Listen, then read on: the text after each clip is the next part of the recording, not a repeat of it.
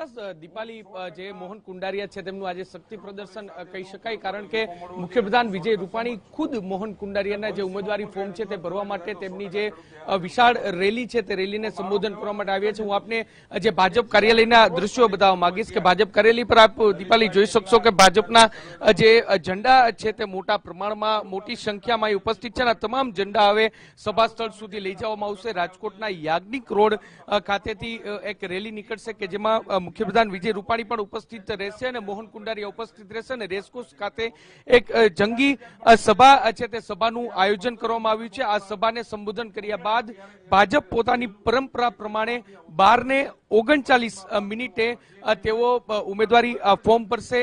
તમામ તૈયારીઓ છે તે તૈયારીઓ કરી દેવામાં આવી છે. રેસકોર્સ ખાતે એક વિશાળ ડોમ પણ ઊભું કરી દેવામાં આવ્યું છે. આપણે મોહનભાઈ સાથે વાત કરીશું કે જેઓ અત્યારે ભાજપ કાર્યાલય ખાતે ઉપસ્થિત છે અને જે ભાજપના કાર્યકર્તાઓ સાથે તેઓ અહીં વાતચીત કરશે. આપણે તેની સાથે વાતચીત કરીશું કે તેઓ આ અંગે શું કહી રહ્યા છે. મોહનભાઈ, શું કહેશો? આજે ઉમેદવારી ફોર્મ ભરી રહ્યા છો, કયા પ્રકારનો ઉત્સાહ કાર્યકર્તાઓમાં જોવા મળી રહ્યો છે?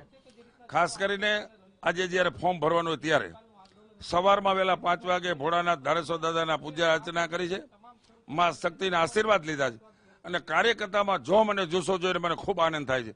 મિત્રો, જયારે ગુજરાતના મુખ્યમંત્રી આદરણીય વિજયભાઈ રૂપાણી જયારે આજે ફોર્મ ભરવામાં હાજર રહ્યો ત્યારે કાર્યકર્તાનો જોમ અને જુસ્સાના કારણે કાર્યકર્તાએ એક રેલીનું આયોજન કર્યું. આ રેલીના માધ્યમથી બહુમાળી પાસે સરદાર સાહેબની પ્રતિમા પાસે એક સભામાં રૂપાંતર થશે, અહીંયા જાહેર સભા થશે અને ત્યાર પછી ફોર્મ ભરવા જવાનું થશે. કેવો વિજયનો વિશ્વાસ છે? મિત્રો, કાર્યકર્તાની પ્રમાણિકતા, જોમ જુસ્સો ને હંમેશા ભારતીય જનતા પાર્ટીનો કાર્યકર્તા ખુદ પોતે એક માનતો હોય છે કે હું ચૂંટણી લડી રહ્યો છું. એવા જોમ અને જુસ્સાથી જયારે કાર્યકર્તા કામ કરતો હોય ત્યારે ગયા વખતે મને 2,46,000ની લીડ મળી હતી. આ વખતે 3 લાખથી વધારે લીડ મળશે એટલો આત્મવિશ્વાસ એટલા માટે છે કે મતદારો સાથે 5 વર્ષ સુધી મેં આ ભાઈચારાની લાગણી આત્મીયતાથી મતદારો સાથે વહેતો છું. ત્યારે આ મતદાર મારો પરિવાર છે અને પરિવારની વ્યક્તિ જયારે ચૂંટણી લડતી હોય ત્યારે સ્વાભાવિક છે કે મતદારો એને સાથ અને સહકાર આપતા હોય છે. એના કારણે આ વખતે મને વધારે લીડ મળવાની. મોહનભાઈ, આપના હરીફ ઉમેદવાર લલિત કગથરા છે કે જેઓ ખેડૂતના મુદ્દે હંમેશા આંદોલન કરે છે. ગઈકાલે પણ તેમણે પડદરીમાં આ જ પ્રકારે ખેડૂતના મુદ્દે આંદોલન કર્યું હતું. આને કઈ રીતે જુઓ છો? શું લોકસભાની ચૂંટણીમાં ભાજપને ખેડૂતનો મુદ્દો નડશે? નહીં નડે, એટલા માટે કે હંમેશા મારા સામેના ઉમેદવાર ભાઈ શ્રી લલિતભાઈ એ આંદોલનની વ્યક્તિ છે. આંદોલન હંમેશા કરવા માટે ટેવાયેલા છે. કાલના તમારા ટીવીની અંદર મેં એનું જયારે લાઈવ સાંભળતો હતો ત્યારે તમારા માધ્યમથી પ્રશ્ન પૂછવા આવ્યો કે તમે પાસ અને આંદોલનમાં સાથે જોડાયેલા છો. ત્યારે કીધું હું જોડાયેલો નથી પણ હું સ્પોન્સર છું એમ. એટલે એનો મતલબ એ થાય કે આંદોલન સાથે સંકળાયેલા હતા અને આ રીતે લોકોને ખોટા રસ્તે લઈ જઈ અને ખોટી રીતે ભરમાવીને મત લઈને ધારાસભ્ય બન્યા છે. પણ આ વખતે હું ગૌરવથી કહી શકું કે લોકોને રહી રહીને આંખ ઉઘડી છે અને ખોટા રસ્તે એવો હતો મનની અંદર ફીલ થયું છે. ત્યારે ટંકારા પડધરીમાં હું ચેલેન્જ કરું છું એને કે ટંકારા પડધરીમાં મારા મતદારો 5 વખત જયારે મને ધારાસભ્ય તરીકે ચૂંટીને મોકલ્યો ત્યારે આ વખતે મને આત્મવિશ્વાસ છે ટંકારા પડધરીમાંથી પણ મને લીડ મળવાની છે અને આંદોલન કરવાની આ ખોટી ટેવના કારણે હંમેશા એ આંદોલન કરતા રહે છે. અને જયારે ધારાસભામાં ચૂંટાણા ત્યારે ટંકારામાં એક આંદોલનમાં જાહેર સભામાં બોલ્યા હતા કે મોહન કુંડારિયાએ બસ સ્ટેન્ડ બનાવી શક્યા નથી.